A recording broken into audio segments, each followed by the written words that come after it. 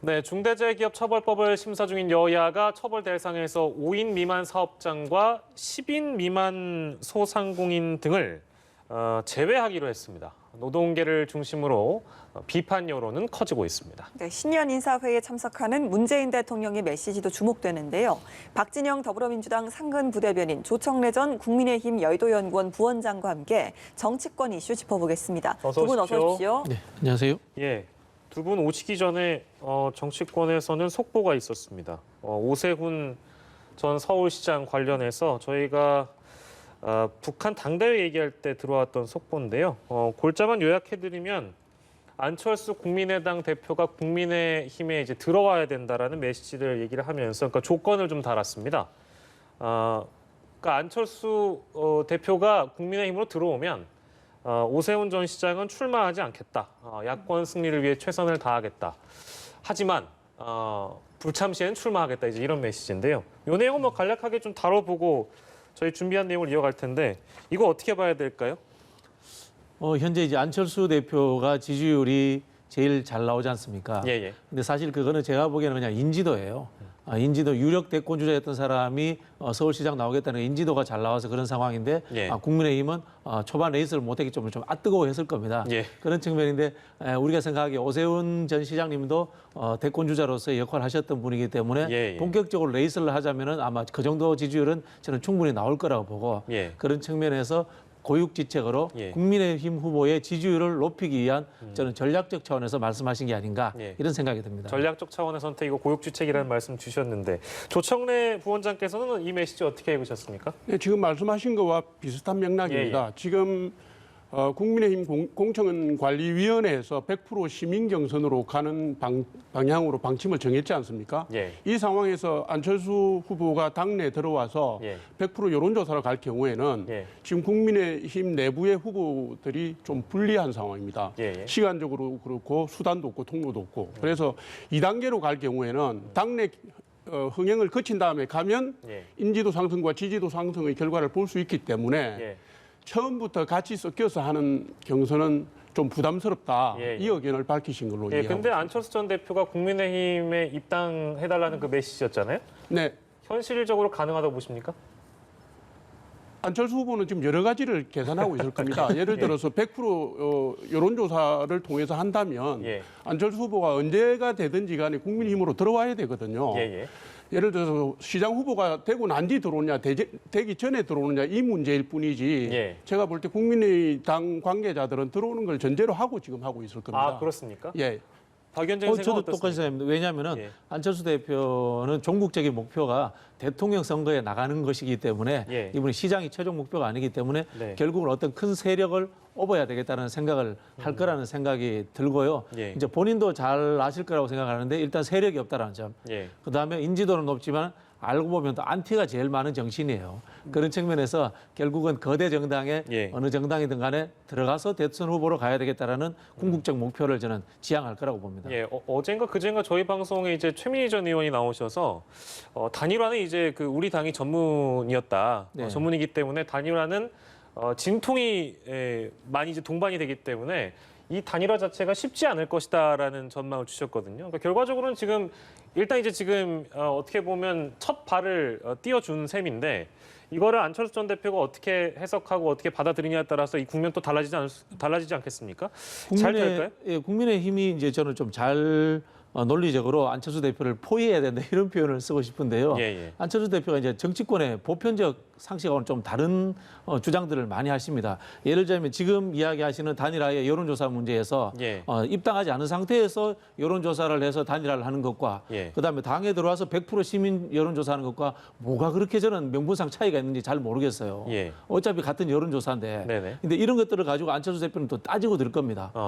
예를 들면 국민의힘 지지층은 빼자라든가. 예, 예. 과거에 저희가 2012년 때 단일화 협상을 해보니까 예. 굉장히 뭐 민주당 지지층은 빼고 여론조사를 하자든가 이렇게 예. 다양한 우리가 이제 정치권의 상식과는 좀 다른 제안들을 많이 하시더라고요. 예, 예. 그게 아까도 말씀드린 것처럼 궁극적으로 이번이 대선을 가는 게 목표이기 때문에 그런 제안을 하실 거고 그것을 가지고 서울시장을 나갈 건지 아니면 대선으로 바로 직행하는데 국민의힘을 좀 발판으로 삼을 것인지 이런 것들을 판단하시는 분이기 때문에 예. 과정에서 굉장히 저는 진통이 많을 것이다 이렇게 예측이 됩니다. 그러니까 정치적 이득을 가장 극대화할 수 있는 있는 선택을 후보 누구나 다 할 수 있다고 저는 뭐 생각을 하기 때문에 그게 뭐 모르겠습니다. 지금 이제 표현을 따지자면 상식과 맞지 않는 그런 기준을 기존에 냈다고는 합니다만 앞으로 또 상황이 어떻게 달라질지 모르는 거니까요.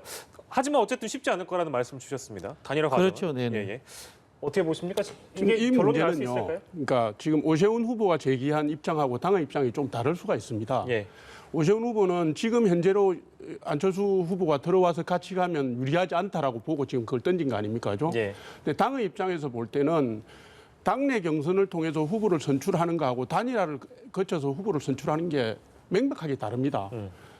경선을 거친 후보는 지면은 출마를 못하게 돼 있지만은 예. 만약에 당의 단일화 협상을 통해서 진 분은 정치적 선택의 폭이 여전히 남아 있거든요. 예. 예. 게다가 사실은 안철수 후보는 보수 전체의 지지자들 입장에서 볼 때 아직 정체성이나 이 부분들이 검증된 부분이 아닙니다.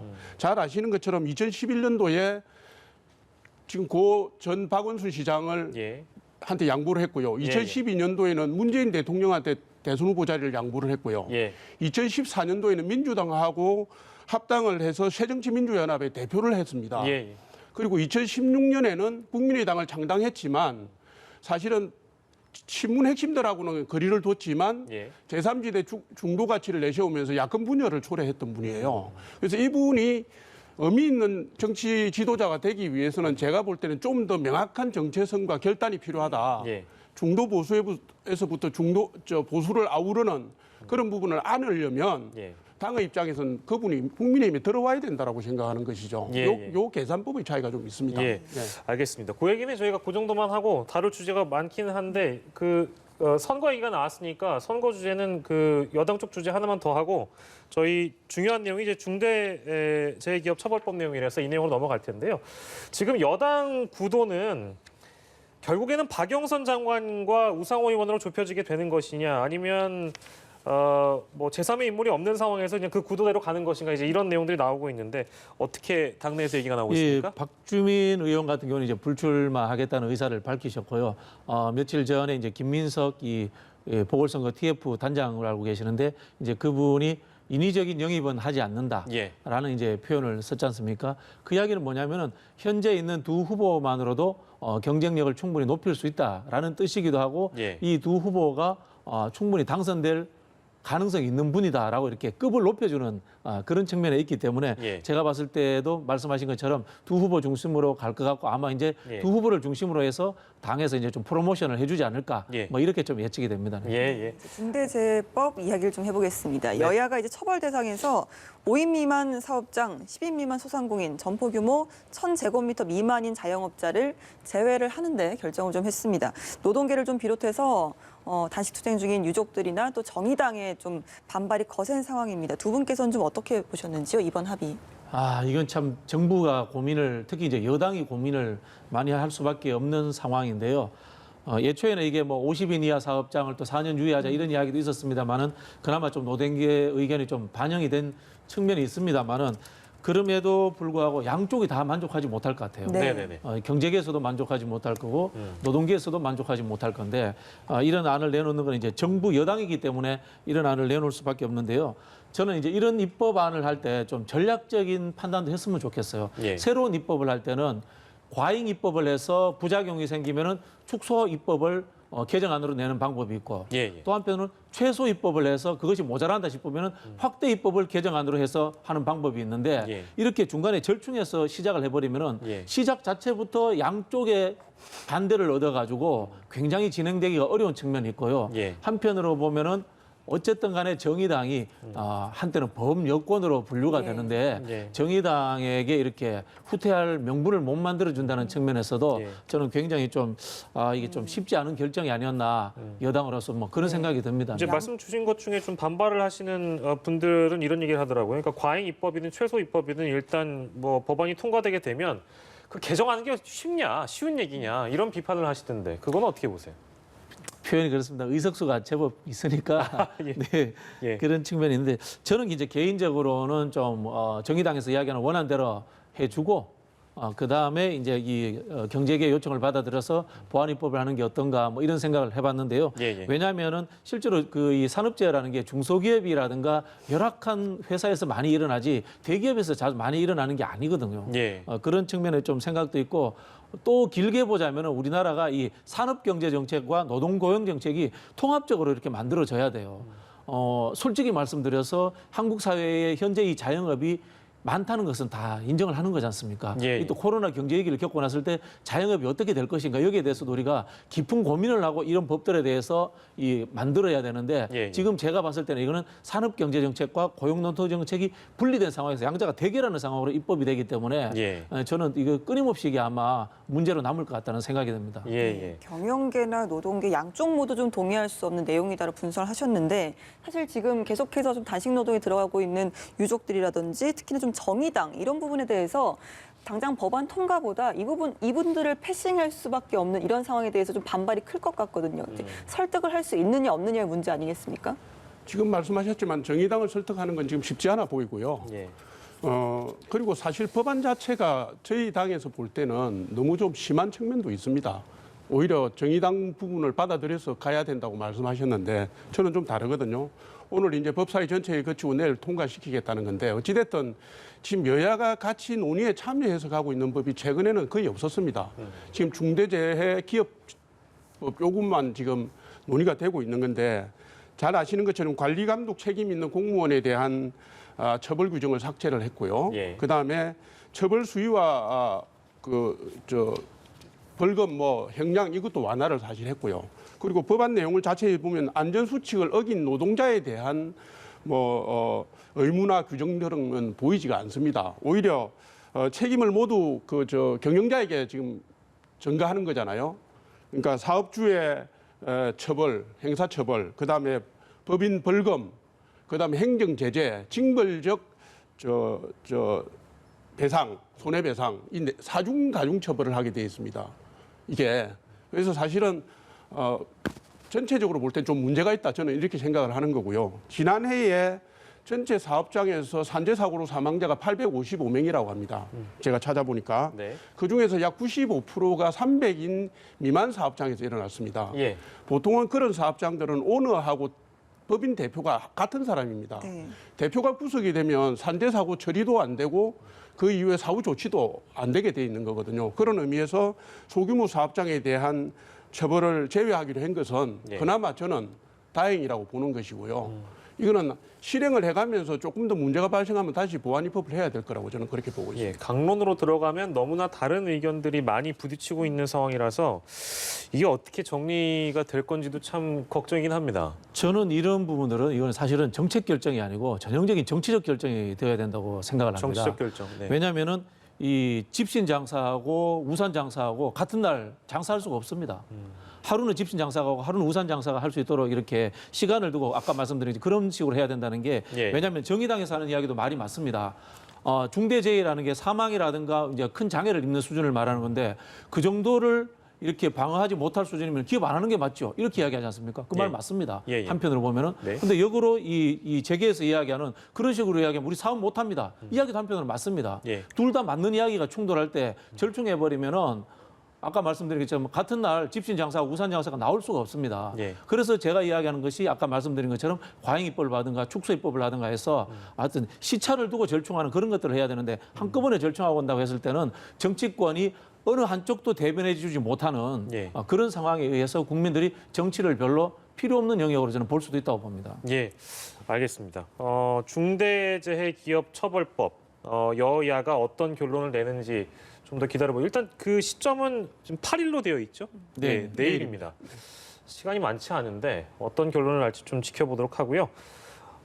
박병석 국회의장 신년 기자간담회 가졌습니다. 이제 여기 나온 메시지는 국민 통합이었습니다. 국민 통합.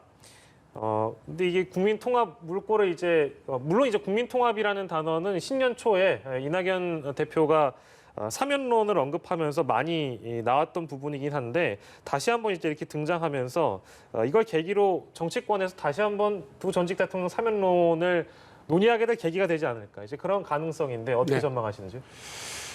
두 전직 대통령에 대한 사면 논의는 이낙연 대표가 1월 1일 날 그 아젠다를 제시한 직후부터 거대 정치 아젠다가 됐습니다. 제가 볼 때는 이거를 취소하거나 되돌리는 게 어렵다. 예. 이렇게 보는 것이고요.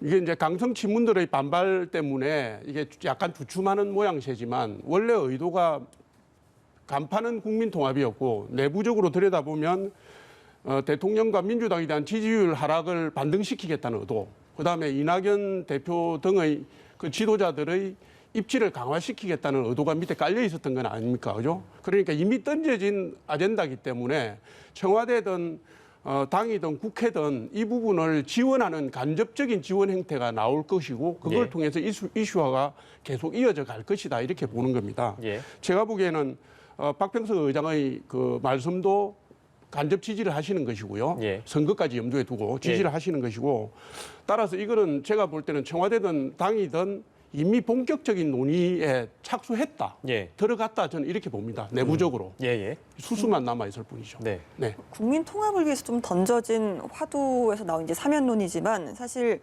여론조사를 살펴보면 팽팽하게 좀 나뉘더라고요. 예.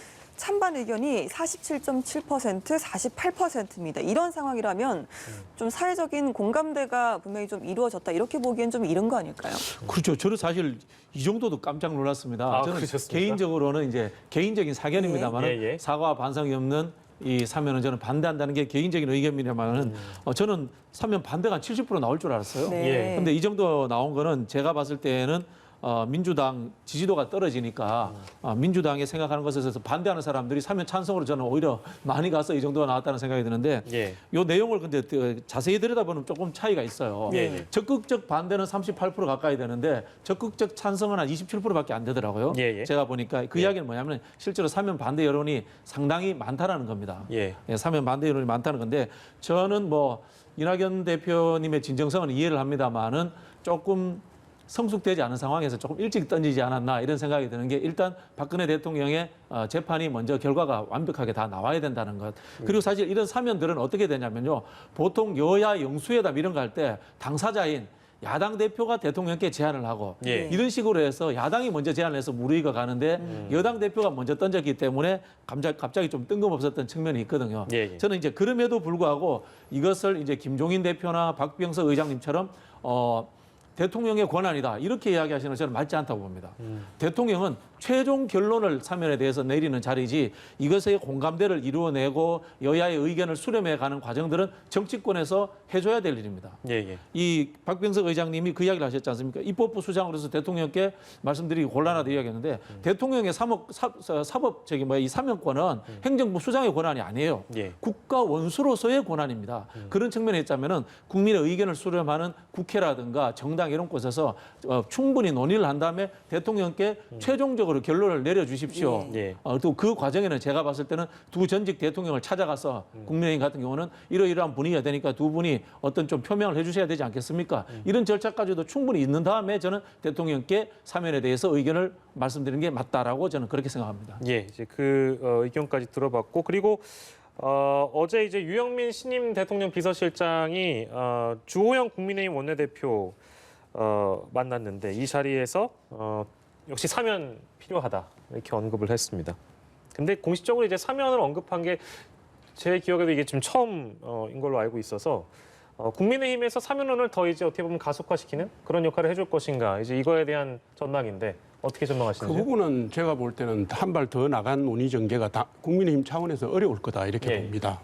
왜냐하면 지금 이게 기왕에 여당 대표가 던진 사안이니까 우리가 모르는 체 할 수는 없지만 사실 국민의힘 입장은 이 문제에 대해서 방관할 수도 없고 강력하게 의견 개진을 할 수도 없는 입장입니다. 만약에 국민의힘이 강력하게 의견 개진을 하면 예.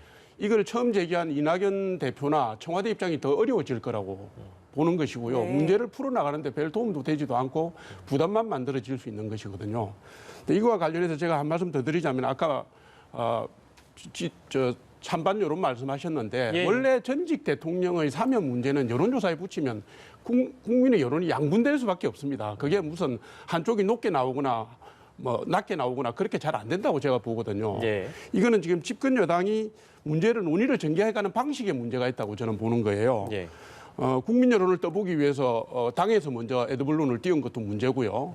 그다음에 뭔가 이게 좀 당과 청와대와 국회가 역할 분담이 된 듯한 느낌을 주거든요. 예를 들면 이낙연 총리가 이렇게 말씀하셨잖아요. 총리로서 대통령을 모실 때 대통령 뜻을 짐작하였다 이렇게 말씀하셨고, 예.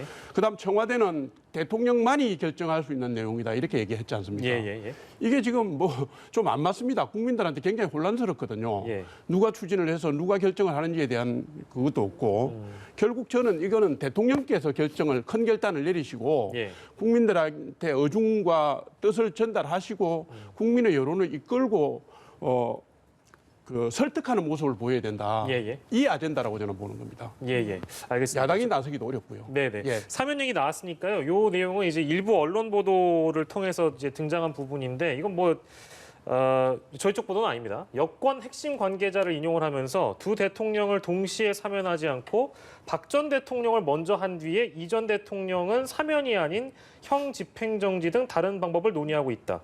일각의 보도가 이렇습니다. 저는 뭐 전혀 동의가 되지 않습니다. 예. 그런 논의도 없었을 거라는 생각이 들고요. 그렇게 하는 순간에 오히려 이렇게 정략적이라는 저는 비판을 들을 것이다 이런 생각이 듭니다. 예, 이 일간지의 희망사항일까요? 그 일간지에 이제 약간의 기획성이 좀 포함된 것 같습니다. 기획성이 포함됐다는 말씀이시고 이 내용은 똑같이 여쭙겠습니다. 어떻게 사면을 말씀하시는지. 비껴갈 수 없다라는 문제를 반증하는 그런 기사라고 봅니다. 예. 여권이 지금 이게 친문 지지층의 반대로 곤욕스럽지만 예. 이 문제를 우회해서 갈 수 있는 방법이 없기 때문에 예. 일각에서 이런저런 논의가 나오는 게 언론을 산 게 아닌가 싶고요. 예. 처음에 이 문제와 관련해서 이낙연 대표가 국민통합을 말씀하셨잖아요. 네. 박병석 의장도 그러셨고. 예. 그런데 이명박 대통령은 법무부의 형집행정지 형태로 풀어주는 형태면 노무현 전 대통령의 선택과 관련된 정치 보복이라는 것을 사실상 인정하는 모양새가 되고 예. 그것이야말로 국민 통합을 저해하고 깨는 형식이 되는데 예. 이런 무리한 수를 이런 초짜의 수를 쓰겠냐 예. 이런 생각을 했습니다. 기사를 보면서. 예, 두 분 다 어쨌든 그 기획성이라는 측면에서는 공감하시는 것 같은데. 예. 근데 이제 알겠습니다. 정치적으로는 이런 부분이 있습니다. 예. 이제 원장님이나 저희 같은 경우에 김대중 대통령 시절에 사면을 겪어본 사람들은 예. 저 전직 대통령이 이 감옥에 갇히면 사면될 수도 있겠구나 이렇게 생각할 수 있는데 젊은 세대들 입장에서는 대통령이 감옥을 가고 사면을 또 받고 하는 이것 자체가 굉장히 구태하게 느낄 수 있습니다. 잘못해서는 그냥 계속 감옥 있어야지 이렇게 예. 생각할 수도 있다는 거죠. 예. 그런 측면에서 이렇게 언론이라든가 이런 쪽에서 꺼내는 것이 아닌 정치권에서 먼저 꺼내는 것은 굉장히 저는 여야 모두가 다 부담스러울 수 있는 상황이다 이렇게 생각이 듭니다. 예, 알겠습니다. 이런 상황에서 이제 오늘 문재인 대통령이 신년 인사회에 참석을 합니다. 네. 여기에 좀 뭐 박병석 의장, 김명수 대법원장, 여야 당대표 또 국민 8인도 이제 참석을 하는데 이제 여기에서 사면론 관련해서 입장을 밝힐 것인가 이 부분에 대해서 가장 좀 궁금해하는 부분 아니겠습니까? 어떻게 예상을 하시는지요? 저는 뭐 사면론에 대해서 입장 밝히시기 쉽지 않을 거라고 쉽지 봅니다. 않겠다. 말씀 아까 드렸지만은 대통령은 결정하는 자리이지 그 대통령이 여론을 몰아가고 흐트리고 하는 것은 절대 저는 아니라고 봅니다. 이거는 정치권에서 해야 될 역할이다 이렇게 생각이 들고 대통령은 이제 코로나 문제라든가 예. 확대 재정 아마 그런 쪽으로 이야기하시지 않을까 예측이 됩니다. 코로나 하지만 기자의 질문을 통해서 한번 답을 할 수 있지도 않을까요? 아마 원론적인 답을 국민 여론의 추이라든가 이 국민들의 여론이 움직이는 것을 보고 그때 가서 판단하자 이 정도 하시지 않을까 생각이 듭니다. 예. 원장님께도 같은 질문을 좀 드릴까요? 오늘 화상회의로 하는 신년 인사의 주제가 위기에 강한 나라 든든한 대한민국이라고 하더라고요. 이 주제만 보면 제가 볼 때는 코로나 대응 관련 시스템 체제, 국민에 대한 격려 말씀 이런 거 하실 것 같아요. 예. 그러니까 자신감 또 지금까지 자화자찬에 가까운 K 방역에 대한 예. 말씀도 하실 것 같고. 그런데 참석자를 보니까 상공회의소 회장도 계시고 소상공인연합회 분도 계시고 국민대표 8분을 초청했다는 거 보니까 예. 역시 경제 메시지, 예. 그다음에 민생에 대한 예. 공감 표시 예. 이게 주를 이루지 않을까. 정치적 아젠다보다는 예. 민생과 대한민국 운영에 대한 포부를 밝히시는 그런 자리가 되실 걸로 생각합니다. 예, 알겠습니다. 두 분의 전망까지 문재인 대통령의 신년 메시지는 과연 어떤 것들이 나올 건지 전망을 들어봤고요. 오늘 두 분과 정치권 이슈 살펴봤습니다. 지금까지 박진영 더불어민주당 상근 부대변인, 조청래 전 미래통합당 여의도 연구원 부원장과 함께했습니다. 두 분 감사합니다.